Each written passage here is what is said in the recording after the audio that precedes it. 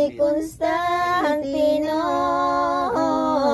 Apat na pa kung totoo, aso ipinako si Kristo, kan malulubong Hudiyo. Kaso nga ni magkuha ang cross ni Jesus na ama, ning Imperatrice Helena ang pako na may halaga, di naliwat ang gabos na. Lagrong sukat pagtakanan mga pakong tinudan, di na ano kadikit man siring kaloy na aldaw, sa kalot na pinaglugnan. Ang mga bakong pahayag ni Dimas sa sinigistas, pinagtakla itong anas, kulang sanang magborotas, nabagardagang matagas. Minahal na totoo kanina ni Constantino, ang pako ni Jesucristo sa sakrong madiro, yung para tubos sa tawo. Sarong pakong duduman sa karpintas na banwan,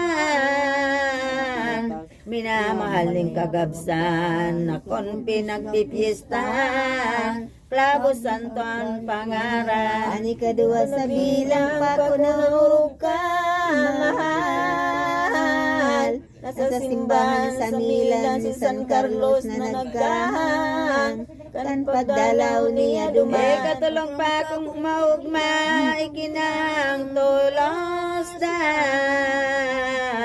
ning Imperatrice Helena sa maugmang diadima, ning bogtong na kiniya. An ulay ni San Ambrosio pa kung ikapat si Kristo, ipinapon totoo kanina ni Constantino sa dagat sa Adriatico. Oli sa bagyong naglagaw banwaan baga matunaw, na kaya inapunduman ang pakong ambat-bat na mahal, ngani iyong pamagpahuraw. An ulay ni mga doktor sa pako ini Jesus, pagkaapo na matapos sa tubig dahil naglunod, milagro nin amang Diyos. Ininganig pakong mahal na sa dagat itinapon man, nasa Paris na banwaan sa templo orog kamahal ni San Dionisiyong banal. Taraan pa kung maugma na isinangkap sa diadima,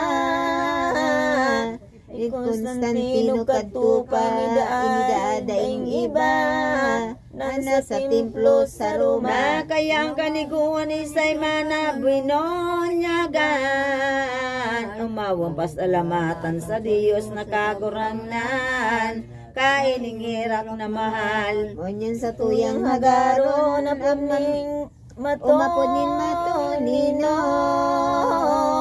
sa Diyos na maugayon tangani kitang agawon, sa sala na balakido. O marag man nga na kita ginibon ni Santa Elena, sa paghanap na makita kasangkapan nagabos na, isinakop sa salata. Sa tumana pagpiritan mga gibong kabahanalan, mabibig sa banggian daw nga ni day masalaman, sa dalalin katapusan. Tatabang kitang umarang sa inang biyere na mahal, mantasiyang paalawan tangani kitang aiarang, sa Diyos na kagurangnan. Ano lay ni San Mateo sa sayang Ebanghelyo,